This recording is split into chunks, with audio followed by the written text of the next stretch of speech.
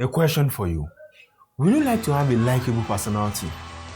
I mean this cool personality that make people attracted to you and become true friends. It is very pleasant to be loved. This book, How to Win Friends and Influence People, is one of the most popular self-improvement lessons. We're not talking about this book today. Instead of restating these techniques, let's discover 2 tips that will make all these techniques work for you. So, here are these 2 tips. Things happen to everyone in life, whether it's a divorce, whether it's poverty. Everyone has one thing or the other happen to him in life. And it's high time you begin to practice self-love and self-forgiveness.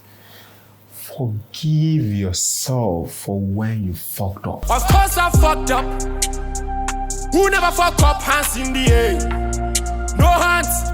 Take that action step today to heal that pain and clear that baggage of energy that may be holding you back. When you practice self-love and you love yourself more, you accept yourself, you forgive yourself, you feel free, you feel bigger. People see the light in you. They gravitate towards you. And of course, they become lifelong friends, lifelong partners. You build better relationships too. There was this incident I learned about. This guy pretended to be rich. Because of this, he attracted a girl into his life. He kept on trying to keep up the relationship, trying to keep up the image. On the day the girl found out, it was hell. The guy was already badly in debt. Time spent cannot be regained. And of course, who likes a fake person? Now, living a fake life is very stressful. And it's easier to do that nowadays.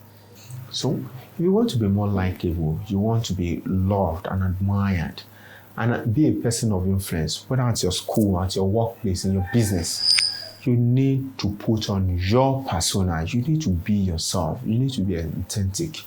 What are those things that make you tick? Begin to self-discover yourself more. What do you like to do? What are those traits and habits that you enjoy seeing in others? There is nothing bad in cultivating them, but you need to be yourself. It has to be something that truly resonates with you and something you love. Subscribe now and fill the application below to join the inner circle of this channel. As always, it's been Akeem Adebisi on Common Sense Philosophy, where we believe there are no obstacles to your greatness but the obstacles you set for yourself. We at Common Sense Philosophy are here to help you clear those obstacles so that you can be the best you were born to be. Until next week Wednesday, bye for now.